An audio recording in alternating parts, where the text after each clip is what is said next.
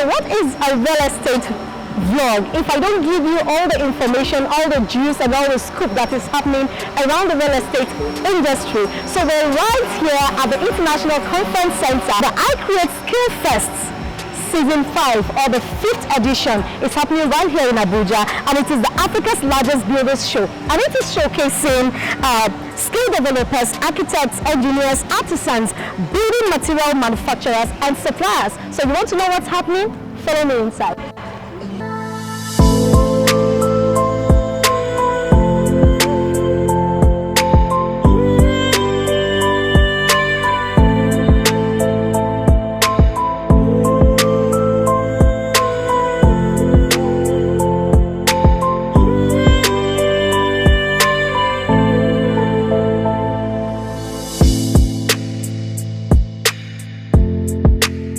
I'm with the boss himself, the brains behind this particular program, and you cannot talk about real estate without talking about all the players in that industry, especially the ones that we take for granted. He decided to take them serious. So hi, Mr. Jaja, right? Hi. It's nice meeting you finally. Same here. Yes. Thank you. So what inspired you to say, okay, in this industry we have a deficit of housing in Nigeria and in Africa, and where we want to build cities that have never been seen before. And what inspired you to say, okay, we have to get it right? I think there are two things. First one is from the human capital perspective, which is the rate of youth unemployment in Nigeria. There's a lot of opportunities across Nigeria, especially when it comes to employment. While we are struggling with over 60% of our population being unemployed, there are over 3 million jobs available across different trades.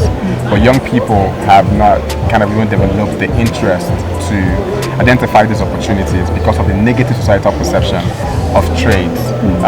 Nobody wants their child or their brother or their cousins, or proud of their cousins that are skilled professionals.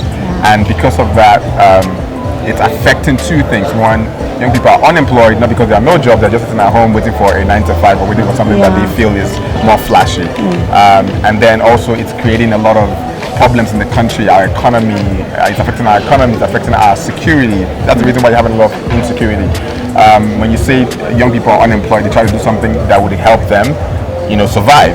But they are not looking at the right things, they're looking at the wrong things, right? So what we're trying to do, what inspired me is to find a way to see how we could highlight, glamorize these professions, change that negative societal perception, get young people to see the value and get on board. That's one. Two is, like you said, there's a skills gap in the construction sector. And this is one of the key industry because it's responsible for our infrastructure, our roads, our schools, our hospitals, our houses, our homes. But when you look at the skills level of the people that do these things, it's very poor. You see that a lot of people are not interested, or people that are there are just there because they're trying to survive. And we want to change that. We want to get more people to find that interest and acquire a skills and be part of the pipeline for the construction workforce, right? And so that's another inspiration to see how we could close that skills gap, get more young people to see the importance, to see the opportunities and jump on it. And that's the reason why we decided to use two different strategies, which I call the end-to-end strategy. The first is change the perception, create a new image, rebrand, reposition, which is what we're doing with this competition. And if you can see, I'm sure you covered a couple of things. How we're able to change the way that they look. You see how we're able to bring them on stage like it was a show, like it was a competition. Like it's a competition, but like it was like the Grammy of skills, and that helps us change the perception. The second thing is the outcome. The outcome is another problem. The outcome, the present situation, the present societal status of skilled professionals is nothing encouraging. Nobody wants their kid to do these jobs, because at the end of the day, if you look at the life of the people that are doing these jobs, it's nothing that you want to be part of, right? They don't drive nice cars. They don't live in good houses, right? They don't dress. They don't wear Gucci and Versace, all of that. They're not on social media showing off, and that's what young people want to see. But the question is it possible for these jobs to provide that? To provide that kind of life? Yes. In case you're watching me, these jobs can provide that kind of life. It can get you a good house. It can get you a good car. It can get you to even go on vacations. You just need to be the best at what you do, and your price will go up. That's simple. As my friend, is it Fat Joe said, yes to this price, it's not to this price. Every single day your price goes up as to increase your value.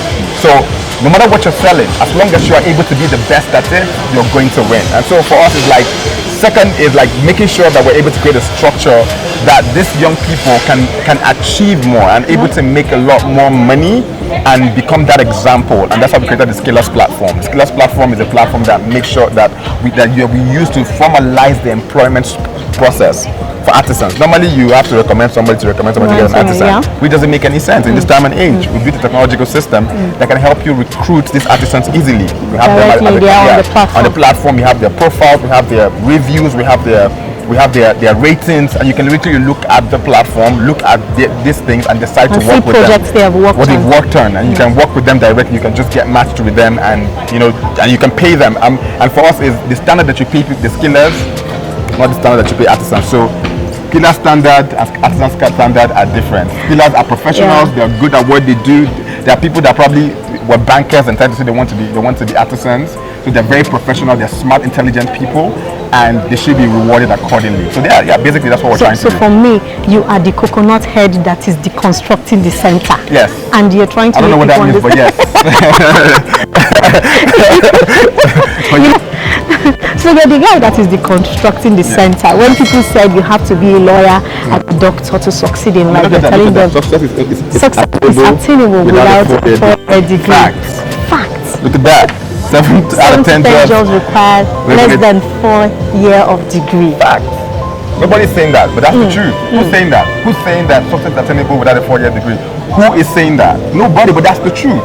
You don't need to have a 4-year degree for you to be successful. That's not true. That's what they told us growing up. My dad would be like, no, you have to go to school, you have to be, go to school. I'm not saying you all not to go to school, but like, you can actually go to school to learn carpentry, go to school to learn tiling, go to school to learn hairdressing. In which of the schools in Nigeria is teaching all of that? That's what I'm saying. There are two different things, right? You can go to a technical school, which I know that the parent situation of technical school is not amazing, but you can also go to an apprenticeship model. Okay. Where you can identify somebody that is good at what they do, and you can attach. Look at what's going on this set. You have artisans who are professionals, 10 years professionals, working with young people, young kids who are 16, 17, 18 years old. So the platform now gives us opportunity. You are saying that every young person can actually go to that platform and get the opportunity to find somebody that will mentor them. Exactly. And they grow to become proteges and become professionals. Exactly. So you don't have to wait for a technical college or a vocational school for you to acquire a skill. Identify somebody who has what it takes to train you and get trained. But it's on you. It's your choice, and it's your responsibility to make sure that you position yourself in a way where people can find you productive, where you can solve problems for people and get rewarded for it. No matter what it is, there are opportunities and there are money within these opportunities. So today is a success already in this event. So what do you expect to see tomorrow and next? Yeah, tomorrow competition continues. It's going to get more intense because they're going to be almost getting to like the finishing stage. So you see everybody's trying to do their best. Also tomorrow we're going to be having the TVET conference where we are, like I said, we're not just showcasing skills, we're actually addressing policies, and we're bringing in all the experts to come and discuss on ways and strategies on how we can improve our technical colleges, improve our training structures, improve our employment structures, improve our payment structures, salary structures for artisans, making sure that they're paid what they're worth, and all of those structures are going to be put in place. So we're going to be talking with experts across the various industries, from the companies, from the educational sector, from the institutions, and from the policymakers.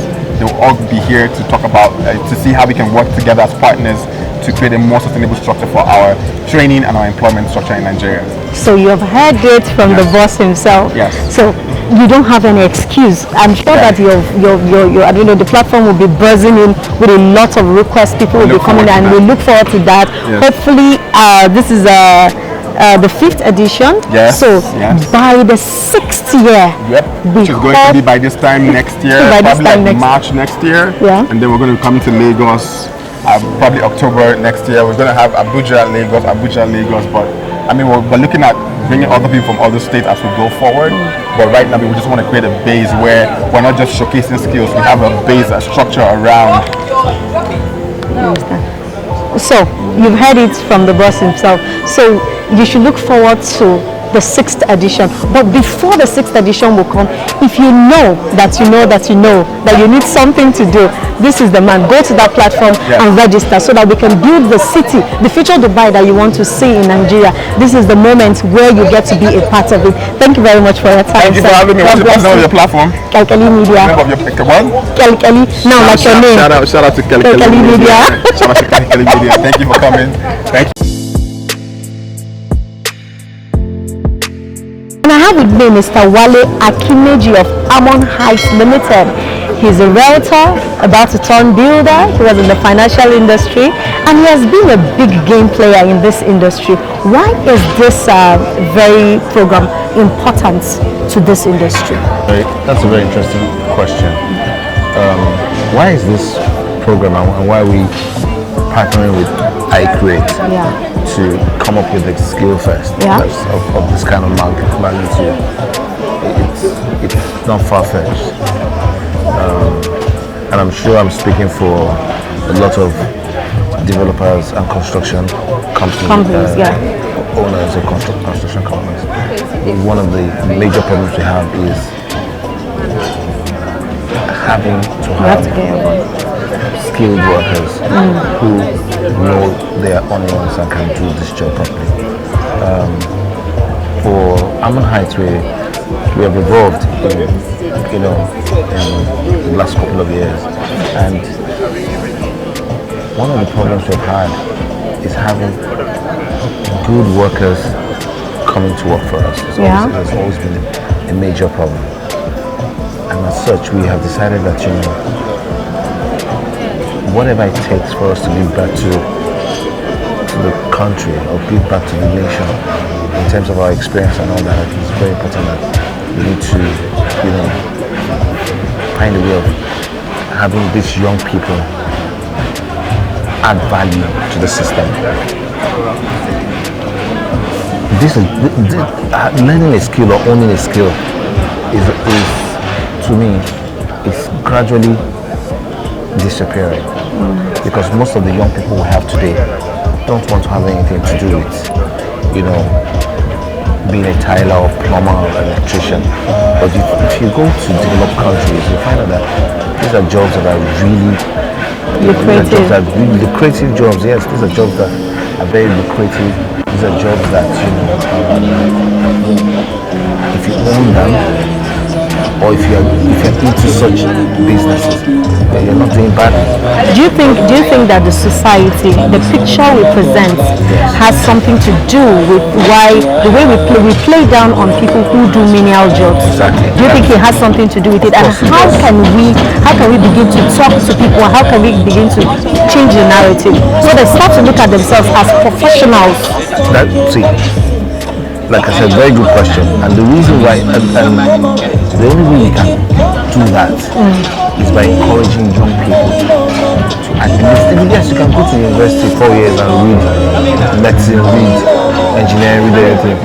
But at least we should also use this.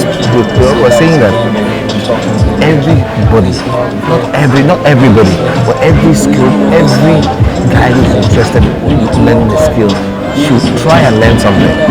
Try and be a plumber. You find out now in Nigeria that you find a lot of people traveling out of the country. Do what?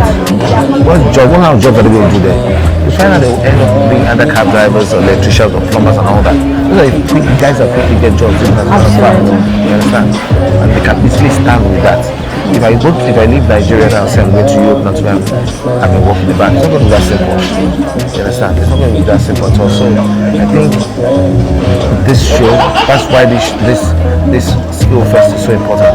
So that Nigerians can come and see young people doing this and not look down at them. You understand? We have different shows in Nigeria where I'm not trying to downplay any reality show or anything. But you see, guess what? It would be a bad idea to come up with events like this. And these young people, we can give them a brand, help them and give them that platform to become entrepreneurs. Absolutely. We want a situation where people leave this show live with the experience they've gotten from here and become entrepreneurs tomorrow. I'm not saying it's going to be overnight, but I'm saying that yes, it's something that we can actually do. And this event is just going to be the first of many that's going to come. This is our 5th edition anyway, and we're hoping that from next year and the years to come, this will be an event that people will appreciate the most. So thank you so much for your time. This is the 5th edition, like you said. So we're looking forward to the 6th edition and see how much we have improved. Sometime about this time next year, we're coming up with the 6th edition. We're hopefully going to have it here in Abuja, and we're hoping that this time around we have 10 times the crowd that we've been able to bring together today. I want to thank all our sponsors, from Bosch to Sterling Bank to EIZ, AFP, to everybody who has played a role in making sure that today comes to pass. It's been a difficult road, but we thank you that we're here this afternoon. I want to appreciate everybody who has come here today from far and near. Thank you so much for your time. I appreciate it. Thank you. I'm here with one of the young lads at the Africa's Largest Builders Show, and he's in the secondary school. You can see he's in his uniform, and he's one of the beneficiaries who were nominated for this particular event to come and learn a skill. So what is your name? My name is Arinze Promise Emere. Okay, from what school? Federal Science and Technical College, Orozo. Orozo. Okay, you're in a technical school. Yes. What do they teach you there basically? We have electrical installation, automech, BBC, furniture craft, and then wooding, mechanic, and catering, and rest of them. Okay, so what aspect of it do you installation? Okay, so are you enjoying it? Do you have all the equipment that you need to learn? No, we don't actually have all the equipment to learn in our school. Okay, so you've been nominated to be part of this event. Yes, ma'am. How has it been going so far? We have not been easy, but we are learning a lot from it. So what are you learning here today? Tiling. Tiling. Yeah. Have you done that before? No. Do you find it interesting? Yes. Do you think that after this event, if you improve yourself, you can make money out of tiling? Yes. Very well. Yes. So what do you have to say to the organizers of this event? I want to thank the organizers of this program for having schools, invited schools for this to learn a lot, because it's a great opportunity for us to be invited in this kind of occasion. Many people are watching us. We can be picked from here to go and represent the country, or other people can also employ nurses and have a need to establish someone that is still coming up, that have a mindset of the work we are learning. Okay, let me ask you one important question. When you were growing up, from your primary school, what did you say you wanted to be? An electrical engineer. Oh, you wanted to be an electrical, and you are pursuing that. Yes. Oh, that's interesting. Do you think that somebody who is a doctor or a lawyer is better than you? No. Do you think you can make as much money as a doctor or a lawyer? More than them. So what do you have to say to your mates, young people out there? I want to encourage handwork. It's very important in the society now, because we sitting at home waiting for white collar job is wasting of time. But when we go to learn one handwork or the other, 1 year, 2 years, we can start making money on our own. Before getting to the white collar job, we are getting money more than them. Before them to have work is now the country is very hard, but us the handwork, we can get money easily. Do you think you are prepared to build the Nigeria that you want to see in the future? Yes. In the housing industry. Yes, ma'am. So thank you so much for your time. Thank you. You've been amazing. Yakubu Patience, and she's one of the electronics, am I right? Electrical engineering and installation artisan at the event, and she's here to learn 1 or 2 things, and she's also here to teach. She's supposed to be mentoring a girl child in secondary school. The girl is around, they've been working together, but I can't find her yet, so I'm talking to the madam herself today. So it's interesting to find a lady like you interested in electrical engineering. Why? Yeah, because first of all, it's passion. You must have passion for it. Okay. Because most people don't have passion for anything like artisan work. You understand? So first of all, you must have passion for the work. So your passion matters. So did you go to like a university to study electrical engineering, or how did you come about this? Yes, as the name implies, artisan. So there's nothing like any formal education. What we do is like we learn it by trade. Yes, so we do apprenticeship program. So where did you find that apprenticeship program here in Nigeria? Yeah, I learned my own skills on that system training center. Located where? Located at Kubwa. They're still teaching people? Yes, even till date. So from what you have learned, for how long did you learn this skill? At the system, what do you call it? System training center. System Training Center in Kubwa, here in Abuja. Yeah? APDC Estate. Okay. Yes. So I learned the training for 1 year. And then I was engaged with works, site work. So at system, after they train you, after they have been trained, they don't leave you alone. They make sure they carry you along and then teach you more. Like taking you to sites where you learn more about the work, you understand, so you become independent on your own. So I learned the work for like 1 year, and then 2 years I was following my boss, that's my instructor. So even to date I'm still following him online to various sites. Okay. So from that time till now, do you think 1 year was enough for you to learn something tangible? Yeah, 1 year is not enough to learn something tangible. At least a period of 2 years. 2 years. So well, you've been practicing in the field. Have you started earning money? Aside earning money, at least this celebration is one of the things, so I won't answer that question directly. No, that means you've not been earning money. But you are hoping to, and that is why you are here. So, but do you think it's a lucrative business that if you learn this work as an artisan, when you start practicing on your own, do you think that it's enough to put food on your table? Yeah. Because you get talking to people want to know if it is something I should go into.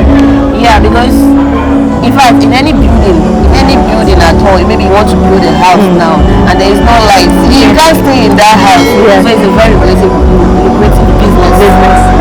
To answer your question, so like you can see the light is on now. If the light should trip off, that means everything will be disorganized. So I think it is not. I think it is. Now you're a woman. If I invite you to my house to come and fix my light without the assistance of a man, can you do it? Yes, I can. Confidently. Yes, I can. So you see here you have this female electrical engineer, electrical artisan. You know, I keep saying engineer. She's an engineer, please. Skiller. She's a skiller, and she's encouraging every young girl out there not to look down on herself. If she can do it, you too can do it. You can climb that pole and fix that light. So it's high time we begin to respect people who have skills and who help our life become better. When we are in trouble, when we have that electrical problem, just know that you can call a lady like this to fix the problem. So what have you been enjoying? Have you been enjoying the program so far? Yeah, so far so good. Do you think that it gives you an opportunity for the world to see you? Yes, that's 100%. Okay, so 100%. She's happy to be here. So okay, so we look forward to day 2 and day 3. Yeah, Thank you for your time. I'm here with the lead technical operations for Icreate Africa at the Africa's largest builders show. She's architect Zulaiha Babagire. Ma, it's nice having you today. Thank you. Yeah, I've seen you everywhere, and you are changing lives. You're transforming the lives of young people. It is obvious. The difference, they said, is in the taste. So the difference is in the scene. It is on ground, and you're doing it all. So what is the take home today? Because today is the day 1 and it has been successful. Are you happy with the results? Well, I wouldn't say I'm too excited. Yes, I'm happy with what we've been able to pull through despite all odds. You know, we've had challenges because this is like an NGO. It's not something that we're requesting or where we generate income. We don't generate income. What we do is, because we want to change the lives of Nigerians, how by making sure that a lot of people go into technical schools, go into technical skills, right? We feel this is very necessary, and we've tried to reach out to the key stakeholders in the building industry, right? To one way or the other, try and do a kind of corporate social responsibility for these artisans that have actually been doing their work when it comes to executing, right? I'm an architect. I design, I make sure that my designs are being implemented. But who are the people that actually do the dirty job? Who are the people that do the craft work? They are the artisans. We call them the skillers, right? And it is very essential for these people, especially the real estate developers, especially the construction industries, the construction companies, to look at the importance of this thing that we're doing today, right? And see how they can key in, because if we're not careful, we won't get young people going into skills. What we're doing here is to encourage, you see, if you look through, we have attached each key person that has more than 3 years experience, a student. The reason is for the students to see what these people are doing and be encouraged to continue with their skills. So if we don't do that, if we don't encourage them, I am telling you, these students will want to go and do this technical skills even after they're done schooling, because nobody cares. That's what they feel. Nobody really cares. The society actually plays down on jobs like this, but they don't understand that artisans can actually feed their families and live the luxurious life that they want to do. Absolutely. Because you don't have to be a banker, you don't have to be a doctor, a lawyer, and all of that. I can tell you for a fact, I am in the welding booth. One of my experts is actually pursuing a PhD in welding, and to be sincere with you, he prides himself. He's done a lot of jobs, not just here, sculpting, welding, and he is, I'm sure he's richer than I am, right? I'm sure if he's listening to me, he'll be like, why is this woman talking about me? But honestly speaking, there are opportunities. A POP installer, for example, can be making up to 200,000 in 2 weeks. But a lot of young people don't know that. So the thing is, it's not that they don't understand the nitty-gritties of, because that is what we're trying to do as well, trying to also make these skilled people understand financial literacy, right? Understand how to save their money, how to manage their funds, and that's why we have key, sponsors like Sterling Bank. How to manage their funds, how to see that what they're doing can actually is better than going to, to the office. I see a lot of competition in there going on and people learning skills, yes. But after this particular event where you have it's staged, what do you want to do now? How do you take this campaign? Okay, so let me tell you one thing I want to clear is it is not staged. Yes, there is show behind it, but these competitors have not seen one single test project before they came here. All of them saw their test projects today. Wow. As they told them to open up, and that's why it took them a while to read through the test projects, to understand what the test project is about before they started implementing. So I will tell you one thing, the screening process, it took us 2 months to screen them. Wow. Reason being that I personally had to make sure that what we're bringing here are those people that understand their work. They know what they're doing. All we need to do to them is just maybe our experts just showing them, okay, this is what, explaining what it is, and then they start. Part of what we're teaching them, or part of what we're examining them and judging them on, is the ability to read and interpret their drawings. So if peradventure these students that are with them understand and see what they're doing, I am telling you, they will pay attention to reading and interpretation of drawings. They will pay attention to detailing. We find it very difficult working with some artisans where all they do is they just want to do a job. You find undulating planes, you find uneven walls. So what we are doing is showing that we can actually do this thing even with the minimal amount of materials or the minimum amount of space, environment that we've created for them. we want them to use their initiative, create what we've given them. And I'm telling you, a lot of people will go into this thing going forward. Yeah. So absolutely, you people are closing the gap in the real estate industry, in housing. Not you real are, estate, no. Okay. What do you call it? Trades, skilled people. Skilled people. We want people to be employable, to get employed, Employment. or to be employable, like to employ people, and also to be employable, right? But to be employed. in the process, people. you are helping developers. Well, they're not helping us. To be frank That's with you, it. I don't have one single real estate developer here. That's that nobody sponsors. They don't see value in this. Wow. They don't see value. If they saw the value, I think they will understand that what we're doing is to help them deliver their jobs properly. Honestly, developers, are you guys They're serious? coming. Yeah, You guys they're have to come. coming. The 5th edition is still on tomorrow and next tomorrow. I hope that by the 6th edition, we'll see all of you Well, right here, because you're going to contribute to building the nation we want to see. So it's not just about giving people jobs to do, but we have a lot. We want to build a Nigeria that we want to see tomorrow. we want we want to build bridge Dubai. the gap. Yeah, no, well, we want to bridge the gap Yeah. in terms of the skilled people. And one thing I want you to be aware of is, you know, we can export trades, right? Wow. Just like we import trades, we Trades. have people coming in from Benin Republic, coming in from Togo. To work here. Yeah, doing POPs. Why can't we do the same? See? So if you're a young person out there, like she's saying, you have an opportunity not just to work locally here at home, you have the opportunity, the privilege to work outside this country. So when they say you're going to Yankee to work, don't think that you're going to study nursing or medicine. You know, you can do this. Yeah, have you can the skill. export skills, like she has said. So what platform, you have a platform where people can register to join, to be part of this event? Yes. What's the platform after this event? So we have a skillers platform that is for the artisans now. We would be rolling out those informations on social media. We're going to do that on social media, and basically through newspapers, press, and what have you.